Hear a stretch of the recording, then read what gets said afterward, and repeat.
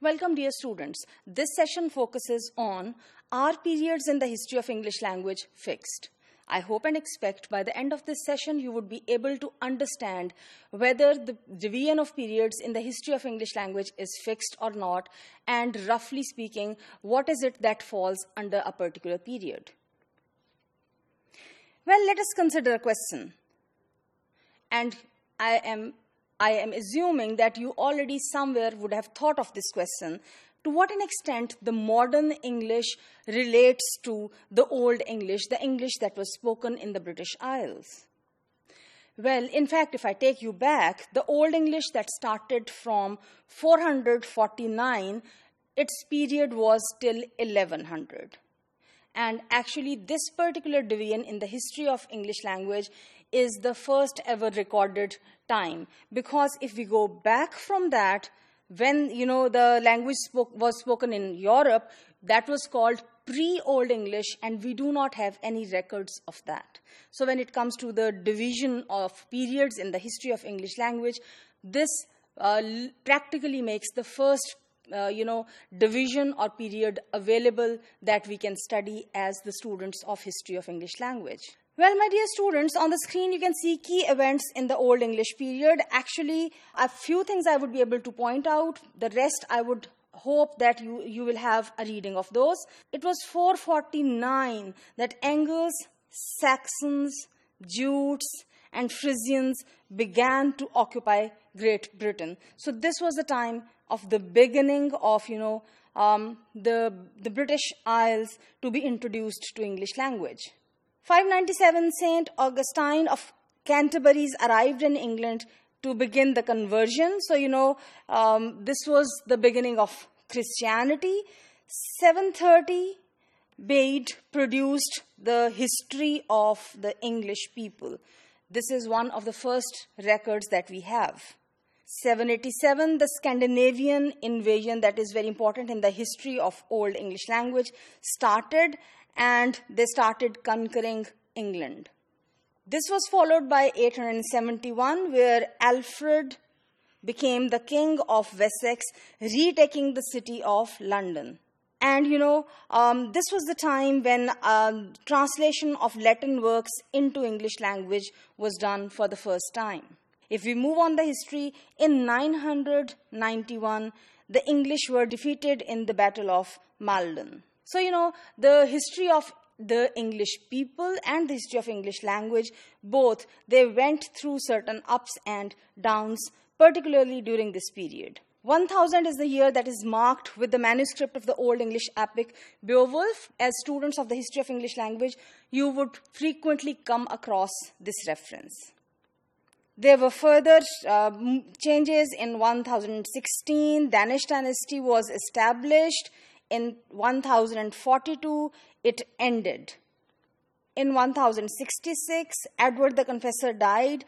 And, this resulted in, a change. Finally, it was William, the Duke of Normandy, who was crowned the King of England on December 25, 1066.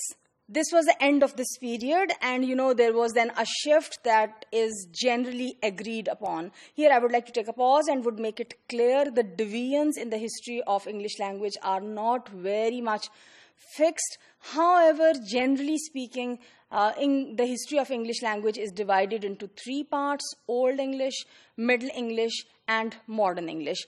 Though there are further divisions, for example, the Modern English is divided into Early Modern English and Later Modern English, etc.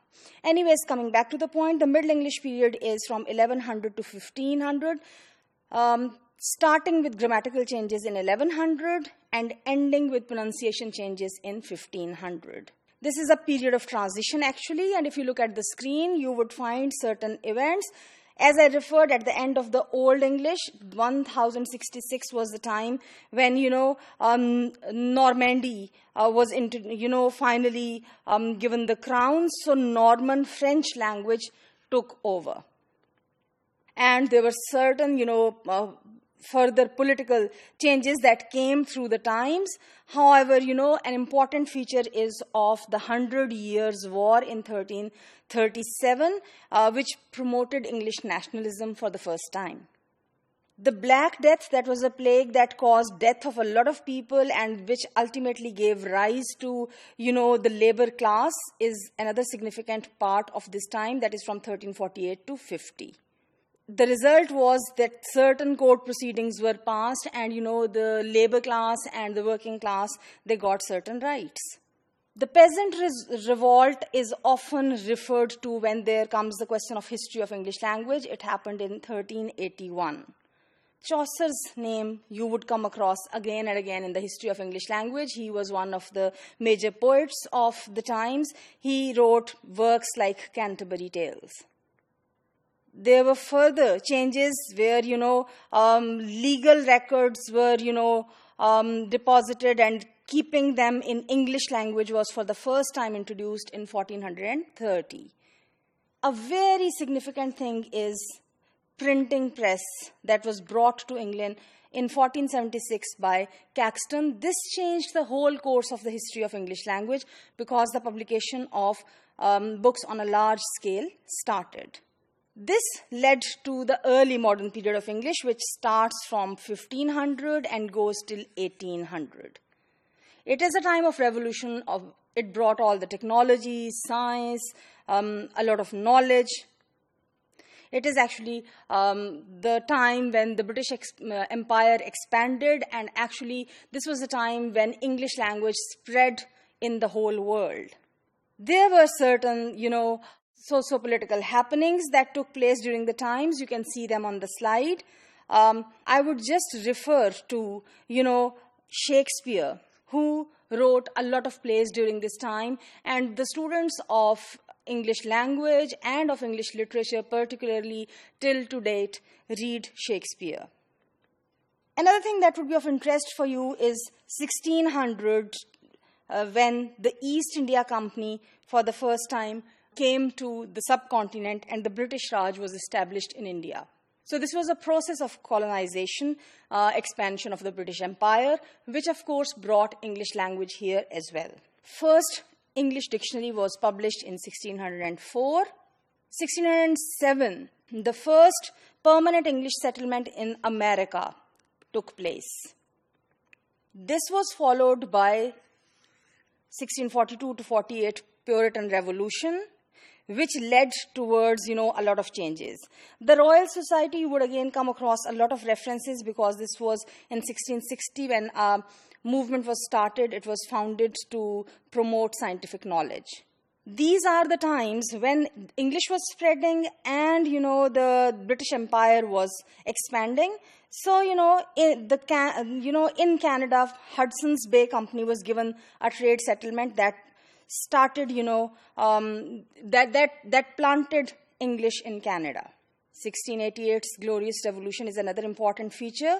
And for the first time, a daily English newspaper was published in 1702. That is the beginning of 18th century. Daniel Defoe's works were published in the next decade. And we see a lot of modern novels written that were followed by this, for example, by Robinson Crusoe. Samuel Johnson's the Dictionary of the English Language, it was for the first time published in 1755.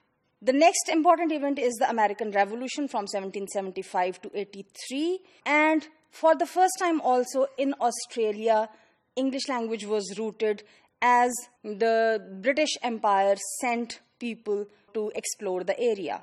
My dear students, this led to the modern period that starts, sometimes we call it late modern period as well, that starts from 1800 and comes to the point where we are today. This is a time of expansion in geography, in speakers, in lands, in varieties of English language. There are certain key events that you can see on the screen with reference to these times.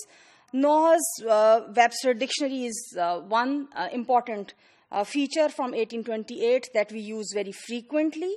In New Zealand, English was rooted. And efforts were made to publish Oxford English Dictionary that was published in 1928. Slavery was also abolished, by the way, during these times. The 4-month Spanish-American War, it made the United States a world power, which changed the whole dynamics of English language throughout the world. In 1906, first public radio the broadcast was introduced. Of course, we know about the First and the Second World Wars, motion pictures, and in fact, all the kind of, television and all the kind of technology is introduced through the coming decades. It was 1947 when India and Pakistan were given independence. Internet was created in 1983. Just notice how little a time it has taken to take over everything. My dear students, through this quick survey of what happened historically and linguistically, I hope you have an idea of the deviance of periods in the history of English language, and you also have an idea that this is not very much fixed, but this deviance is generally accepted to make it easy to study the history of English language.